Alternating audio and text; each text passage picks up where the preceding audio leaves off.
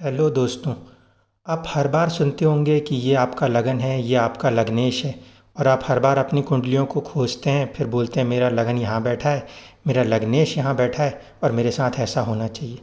मगर हकीकत में वैसा होता हुआ दिखता ही नहीं है, क्योंकि लगन कहीं भी हो और लग्नेश कहीं भी हो, उसका सिर्फ एक 50% रिजल्ट ही हमें देखने को मिलता है। कुछ लोगों का लग्नेश अगर लगन में बैठा हो तो उनको रिजल्ट बहुत अच्छे दिखाई देने लगते हैं, उनको लगता है कि पूरी कुंडलियाँ ठीक हैं। पर 90% केसेस में आप जब भी जाएंगे तो आप देखेंगे कि जब हम लगन और लग्नेश की पोजीशन को ध्यान में रख के कोई कैलकुलेशन करते हैं तो हम एग्जैक्ट उस जगह पे नहीं आते जहाँ पर हमारी लाइफ हमें लेके जाना चाहती है। आखिर ऐसी बड़ी गलतियाँ होती क्यों हैं? सबसे इम्पॉर्टेंट बात है कि लगन आखिरकार होता क्या है। किसी भी कुंडली को जब आप खोलोगे तो उसके अंदर आपको एक अलग चीज़ ही दिखेगी, जिस पे अलग से ही लिखा हुआ रहेगा कि ये लगन है। आपका लगन कोई राशि नहीं है, आपका लगन कोई ग्रह नहीं है, आपका लगन एक डिग्री है। आप जब भी किसी भी कुंडली को खोलते हैं तो आपको हमेशा उस लगन के सामने एक डिग्री नज़र आएगी। वो जो डिग्री है वही डिग्री आपकी लगन है। ऐसा क्यों होता है, इसको एक बार समझने की कोशिश करते हैं पहले। उसके बाद हम देखेंगे कि हमारा लगन और हमारे लग्नेश के प्रभाव किस तरीके से हुआ करते हैं। हमारा जो एक फर्स्ट हाउस है, जिसे लोग लगन कहते हैं, वो असल में 30 डिग्री का एक स्ट्रक्चर है। एक हाउस है जिसे हमने 30 डिग्री का बना के रखा हुआ है। अब 30 डिग्री का क्योंकि एक हाउस है, तो 0 डिग्री से लेकर 30 डिग्री तक उस हाउस के अंदर जो उसका मिड पॉइंट हम निकालेंगे वो आएगा 15 डिग्री। इसका मतलब किसी भी पहले भाव को हम अगर देखें तो उसका एक मिड पॉइंट आएगा। वो जो मिड पॉइंट है वो सबसे क्रूशियल है, क्योंकि उस पॉइंट से चीज़ दोनों तरफ जा सकती है, 0 डिग्री की तरफ भी और 30 डिग्री की तरफ भी। इसीलिए ये जो मिड पॉइंट है ये सबसे क्रूशियल पॉइंट है। यहाँ पे जो भी चीज़ होगी उसका दोनों तरफ पे बराबर हिस्सा और प्रभुत्व मेंटेन रहेगा। तो हमारा जो लगन आता है, हमारा लगन भी हमारा जो फर्स्ट हाउस होता है उसका जो सबसे मिड पॉइंट होता है, यानी जिस समय किसी का जन्म हो रहा होता है तो हमारे प्रथम भाव के मिड पॉइंट पे जो भी डिग्री मिलती है वो डिग्री हमारी लगन होती है। और इसी डिग्री के मालिक को हम लग्नेश कहते हैं। जैसे ये पूजनीय महात्मा गांधी जी की कुंडली है, इसमें अगर आप देखेंगे तो पहले घर में जो राशि मिली है वो है तुला राशि। तुला राशि का स्वामी होता है शुक्र।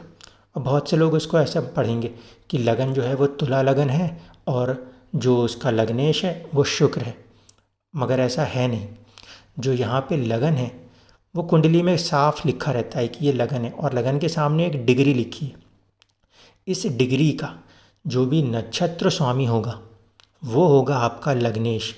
ये जो लग्नेश होगा ये आपको हकीकत में बताएगा कि आपका सबकॉन्शियस माइंड, आपकी आत्मा क्या सोचती है, क्या करना चाहती है। जैसे इस कुंडली में हम देख रहे हैं स्वाति नक्षत्र है, इसलिए इसमें जो इसका लगन का मालिक होगा वो होगा राहु। इनका लगन का जो मालिक है राहु, वो 10वें भाव जो कि सत्ता को दर्शाता है, जो कि एक अथॉरिटी को दर्शाता है, उस भाव में बैठा है। इसीलिए महात्मा गांधी जी की हमेशा से सोच थी कि हमारी अपनी एक खुद आज़ाद सत्ता होनी चाहिए, हमारी एक आज़ाद अथॉरिटी होनी चाहिए। ये बात उनके दिलो दिमाग में पूरी तरीके से थी। इसका एक कारण ये है कि जो इनका लग्नेश है वो राहु है और वो 10वें घर में बैठा है जो कि सत्ता का होता है। अब हम देखें कि इस 12 डिग्री के लगन का जो नक्षत्र आपको देखने को मिल रहा है, इसमें कोई दूसरा ग्रह बैठा है क्या? इसमें हम देखते हैं तो यहाँ पे बुध बैठा है।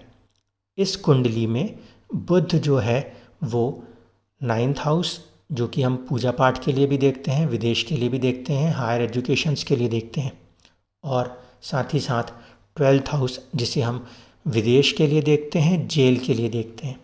इन दोनों का मालिक होके इनका बुध इनके लगन की जो डिग्री है 12 डिग्री, उसमें जो नक्षत्र मिला है स्वाति, उसी में जाके बैठा हुआ है। और आप डिग्री देखेंगे तो 11 डिग्री पे इनका बुध मरक्यूरी है। इस कारण से इनके सोच के ऊपर सबसे ज़्यादा प्रभाव किसी ग्रह का होगा तो वो होगा इनके बुध का। और बुध के प्रभाव के कारण हम देखते हैं कि इन्होंने विदेश में जाके पढ़ाई करी। कौन सी क्या पढ़ाई होती है इसके तो अलग योग होते हैं, उसको हम देख सकते हैं।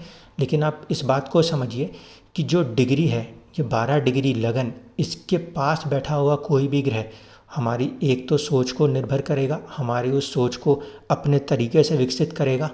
दूसरी बात कि जो भी इस नक्षत्र का स्वामी होगा वो जहाँ बैठेगा, जिस अवस्था में बैठेगा, उस अवस्था में हमारी सोच होगी, उस अवस्था में हमारा स्वास्थ्य होगा। इसीलिए हम इस बात को ध्यान रखें कि जब हम कभी लगन की बात करते हैं तो हम राशि और राशि के स्वामी में ना फंसें। वो सिर्फ 50% है कि एक भाव जो है उसका जो स्वामी होगा उसका कुछ कंट्रोल उसके ऊपर होगा, इससे इनकार नहीं कर सकते। मगर पूरा कंट्रोल अगर हमें देखना है तो हमें राशि, राशि के स्वामी और साथ ही साथ ये जो डिग्रियां हमें मिलती हैं, एक लगन की जो डिग्री मिलती है उसके स्वामी को खासकर देखना है। क्योंकि हमारा जो लगन है वो एक डिग्री है, वो पूरी राशि नहीं है। उस राशि में आए हुए एक नक्षत्र की कोई एक डिग्री है, इसलिए उस पर्टिकुलर ग्रह का इम्पोर्टेंस आपके सोच पर बहुत ज़्यादा होगा। मैं उम्मीद करता हूँ कि आपको ये समझ में आया होगा कि आप जब कभी भी कोई वीडियो देखें कि लगन क्या है तो आप ये ना देखें कि बस ये राशि है और राशि का स्वामी ही हमारा लगन है। उस डिग्री पे जो नक्षत्र लिखा है उसका जो स्वामी है वही आपके लिए लगन होगा और वही उसका लग्नेश भी होगा।